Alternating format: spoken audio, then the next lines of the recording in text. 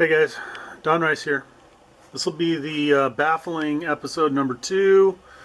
Here you can kind of see what the P47, what the nose looks like. That's the upright position. And, I had a thought, because what we saw earlier, I think at the end of the last video, was this piece, which was in line with the engine, subdividing the engine into 2 parts. But then I thought, well, if the goal here is to get as much air as I can, coming in here and then focusing it over to this side, basically the left side of the engine. This is what I'm calling the cold side of the engine. This is where I want all the incoming air to go. No incoming air is allowed to go this way. So this will end up getting blocked off mostly by the dummy engine. I won't have any holes in the dummy engine. But on this side, I'll put holes in the dummy engine. Anyway, I thought, well, why not clock this over to the side a little bit, which will make it easier for me to get even more air down into this section. So that's the plan. All right, so the next part is going to be this part. So this is the part that goes over the cylinder heads. I'm going to go make that out of plywood, and I'll bring you along for the ride. Okay, so here's a fun new angle I'm going to experiment with. The look down angle. Okay, so I'll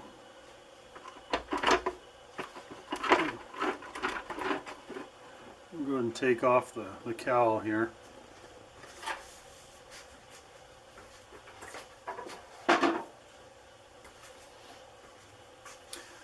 Okay, and so from this angle it doesn't look like there's any baffling going on. So over here, this is all the cold air coming in, and then it's all supposed to not have any place to go except through these fins exiting out this way. But when we look at it from the side, this is the hot side here. So you can see how the intention is, even blocking off this bit of air here. So all that air has to go rushing through the fins, and you can see all these white lines here. This is what I think I'm going to end up having to router out, and in order to create, some exit air, I've got to find, there's going to be a certain amount of air that can exit out through the cooling flaps on the cowl. But most of this air is ultimately going to have to go that way into the fuselage, and I haven't worked all that out yet. But for right now, my plan is I've made this piece here. This matches the internal contour of the cowl. It's nice and flat up against here. It's tight to the engine all the way around. So I'm going to be pulling this off. Just got it taped in place by several pieces of tape so that it doesn't move around. Right, okay, so we don't need this. But we do need a piece of 1/4 inch plywood that is at least that big. So let's see what we got. This is 5 grain.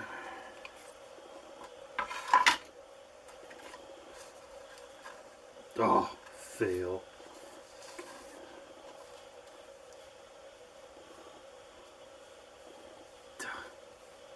Fail.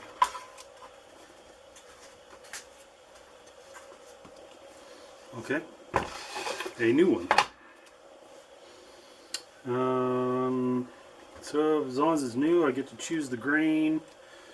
Maybe we'll run the grain that way. Just trying to see what will use less waste. Okay. So what I will do is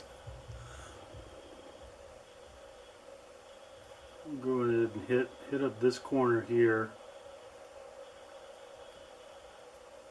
This is the inside curve of the cowling. stay. The first one that I made, the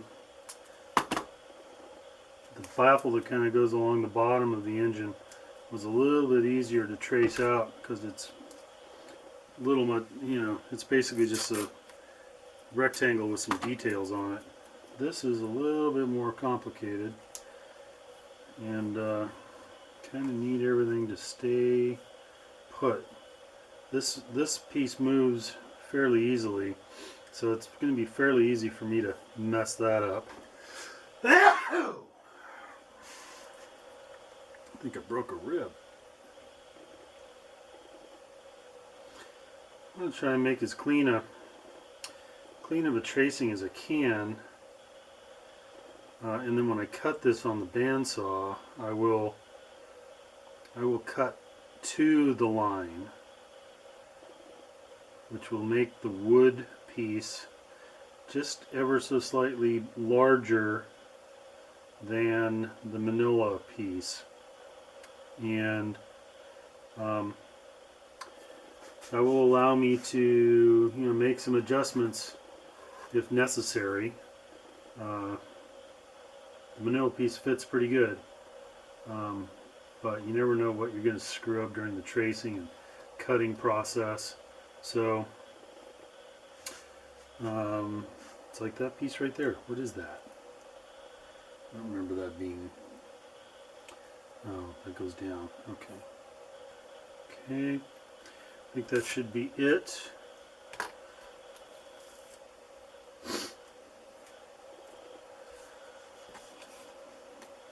Cut that out on the bandsaw. Here's a little closer look at it, so you can see the kind of shapes and the detail.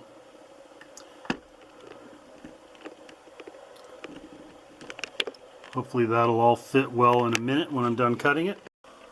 So some of you guys know that last year I installed an air collection or sawdust collection system for the power tool part of the garage. So this is the radial arm saw, got hooked up to the dust collection system.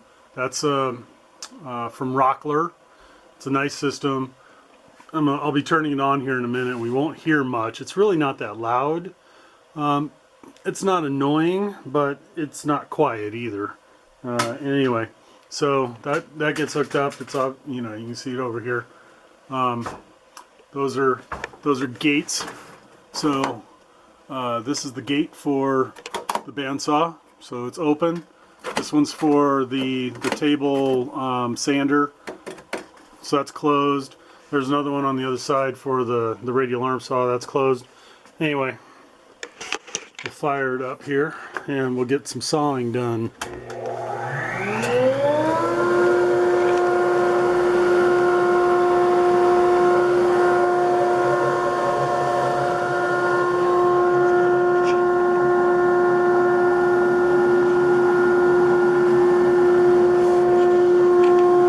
That thing down there at the bottom is a chip collector.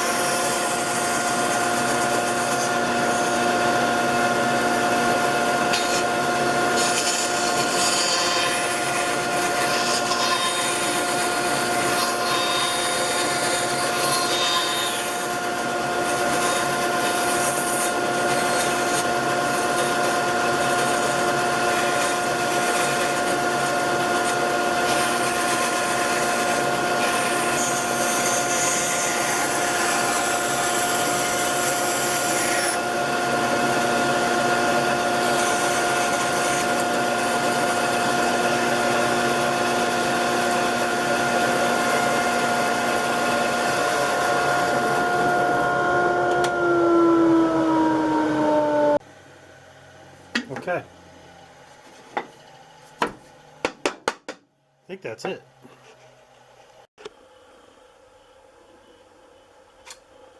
Okay, so put that back in the use next time pile. Take a look at my pattern, overlay it, and it looks pretty good. Maybe, like I said, just a touch larger than the original pattern. And so first thing I want to do is I want to clean it up. This is some 80 grit. Just want to get the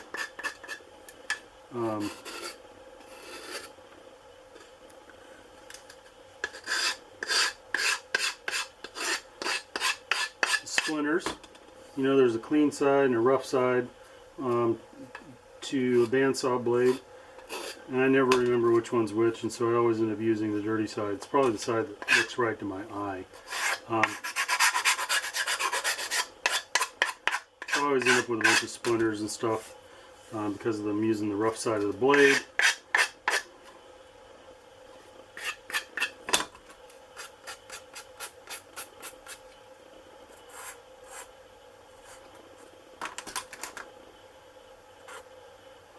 This little perma-grit file works well for getting into these tiny little spaces like that.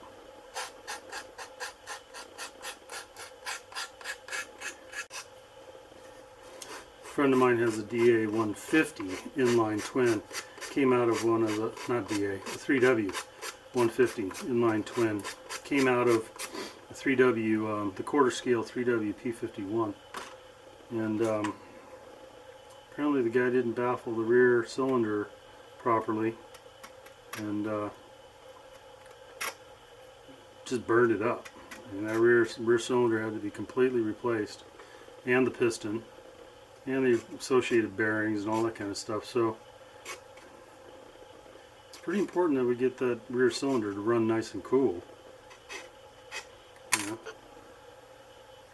Okay, so with the engine here, let's see if we can get it to slip in place. It has to come in from this side if the spark plugs are in place. And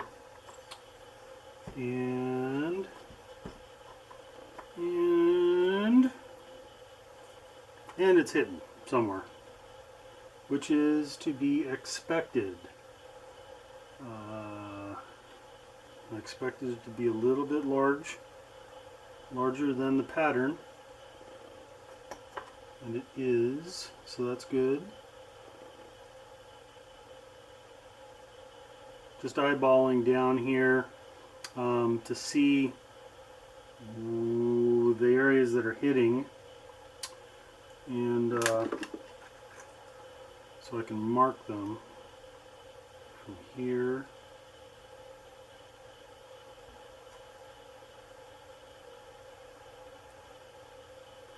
there to there, and from here,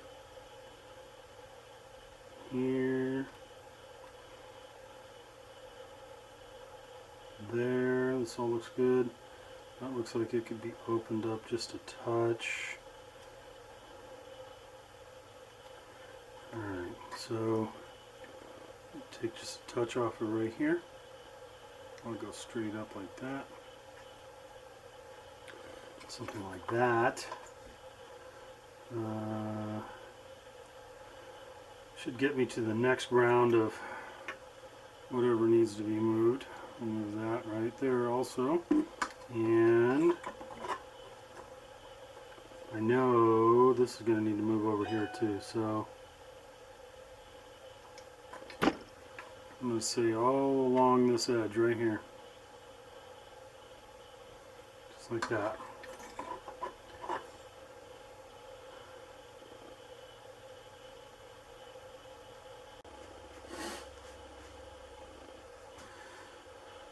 Okay, take two.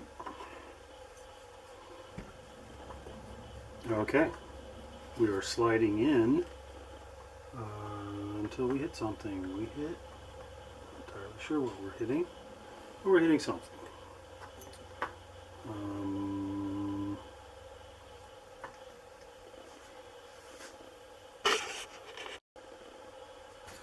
Take 3.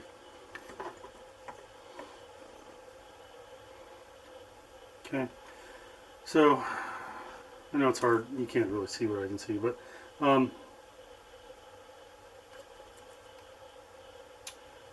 hitting right here, and it seems like I'm hitting right about here and in under here a bit.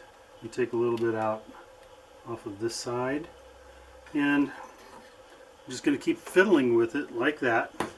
Every time I get past a little area, something else will get tight, and we'll figure that out, and eventually we'll have it all completely in place. Okay, so 17 trips to the bandsaw later. This goes all the way up, makes it all the way to halfway, sitting on top of the center fin. Got about a, I don't know if you can see any of this, but I got about a 16th, less than 16th of an inch clearance here in the center section, 16th of an inch clearance here, and I've got no more than an 1/8 anywhere, you know, except maybe right there there's a bit of a hole, but I'm not going to worry about that. And it sits up flat right there against the back, which is great. So I'm going to grab a bunch of pieces of tape, and I'm going to get this thing taped in place and then do a cal check, cal fit check. Put that right there. And then the tape.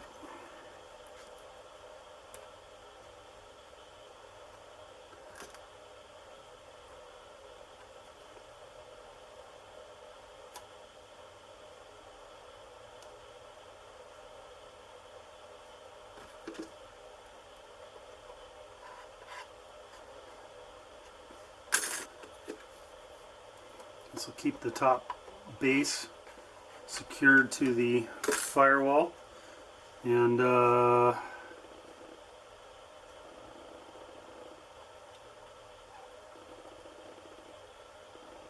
interestingly, that wasn't straight. Okay.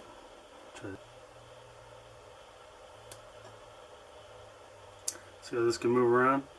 We don't like that. What I want is for this line right here to draw a straight line right from the middle of the middle fin right through the middle of the prop shaft.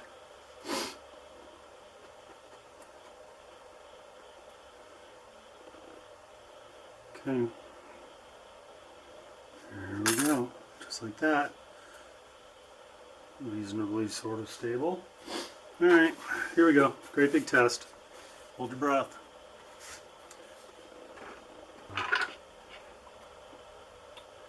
Missed. I clocked completely wrong. Okay. Well, that could be an issue.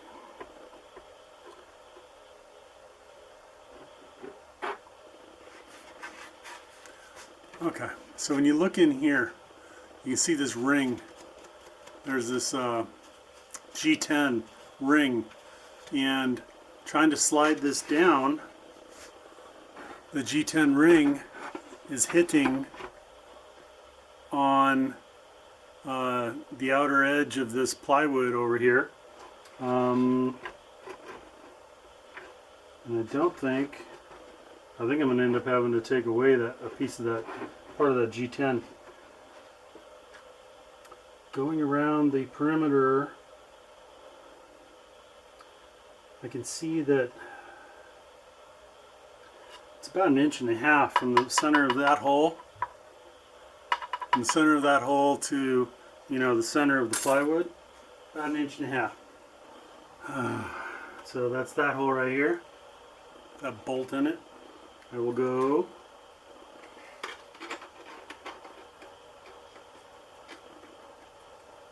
more or less 1.5 inches over here, take out from about there to about there.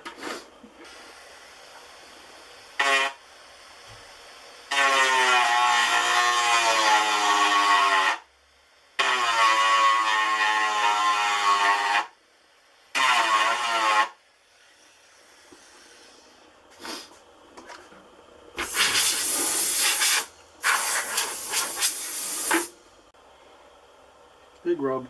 You get one side to go down.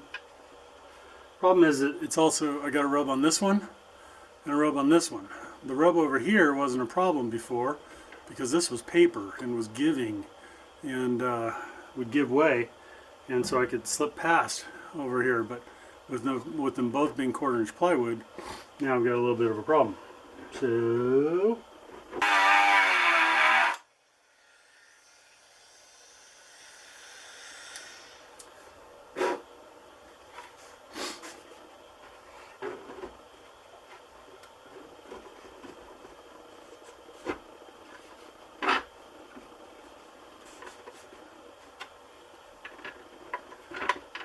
there, okay.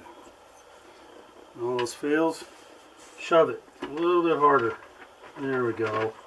Alright, bolts are kind of falling into place. Alright, 3 bolts in. That one doesn't like to go in, so I'm not going to worry about that one. Alright, that's where it's supposed to be.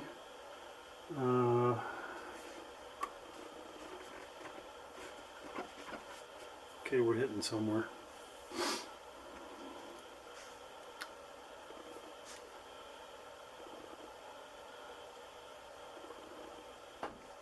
The issue right now is that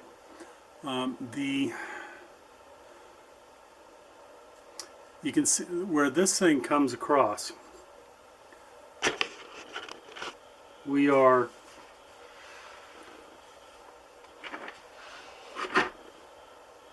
not really centered on the bottom of the cowl because the engine has been canted off at an angle this way in order to make more room over here for the muffler that goes in down here.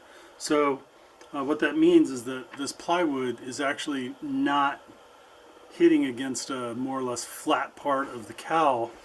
What it's really doing is it's hitting against this side of the cowl on this edge, you know, of the plywood. So I just need to bevel the plywood just a little bit.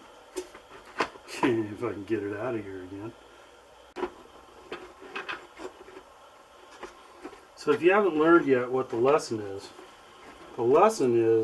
to build your Robart P47 with a DA85. Okay, so what I was talking about there was this edge right here is hitting the inside of the cowl. So I need to put a little bit of a bevel on it and to get it to not interfere the way it currently is. So I'll go do that. Okay, cowl fit check, take 2.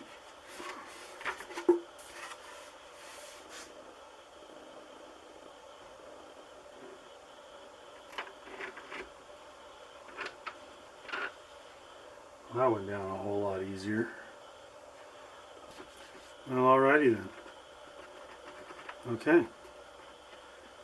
I have just the very slightest amount of wiggle room here, so I know that we have a good seal over on this side.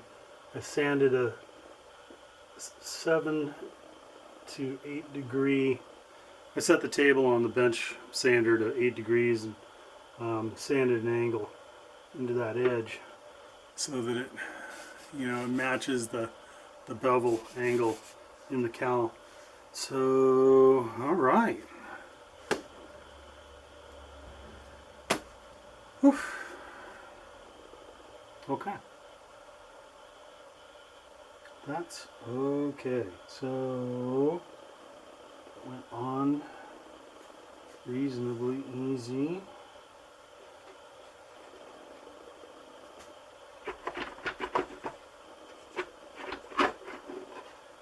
Comes off reasonably easy. Okay.